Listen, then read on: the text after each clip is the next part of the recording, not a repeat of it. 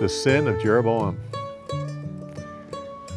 How sad is it that God offered Jeroboam the same thing he offered David? He said, if you'll follow me and keep my commandments, I will establish your kingdom, I will be with you, and I will give you a lasting dynasty, just like I gave David.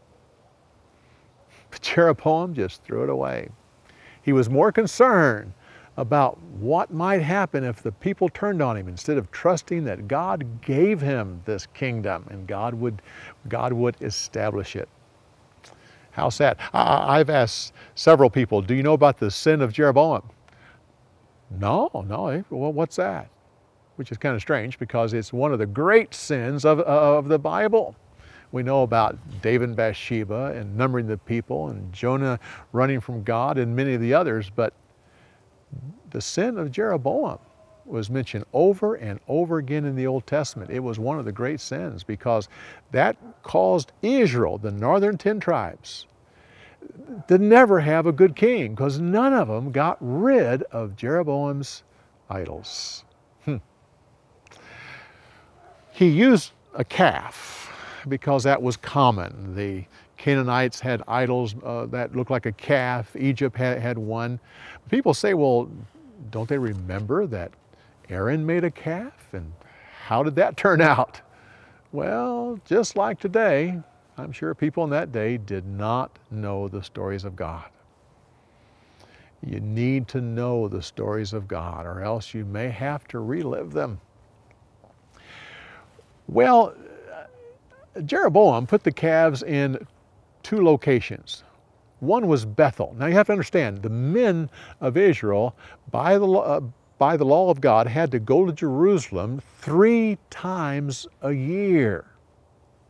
So Bethel was 10 miles north of Jerusalem. So as the men were going to Jerusalem, it was convenient that it was right there and it was save them 10 miles to walk, 20 miles round trip. And they could be enticed to come there. Besides, Bethel was an established place of worship.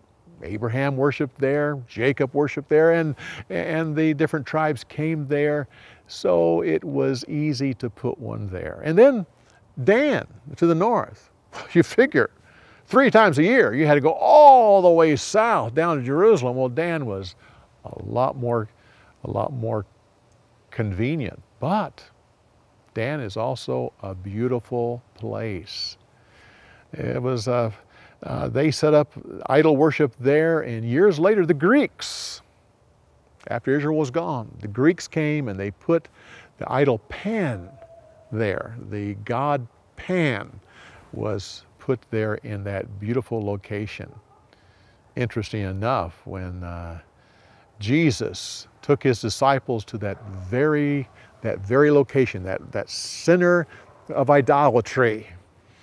And that's where he was declared to be the Son of God. Just like Elijah took the people to Mount Carmel, the very center of Baal worship, there to confront Baal. So Christ confronted idolatry right there and declared that he was the Son of God. Well, the prophecy, Josiah came 340 years after this and fulfilled all the prophecies that this young man of God gave. Well, so many things we could talk about. We're still going to talk about Jeroboam next week when we get into Rehoboam and Jeroboam. So come back as we continue on with insights on the story of the week. We'll see you next week.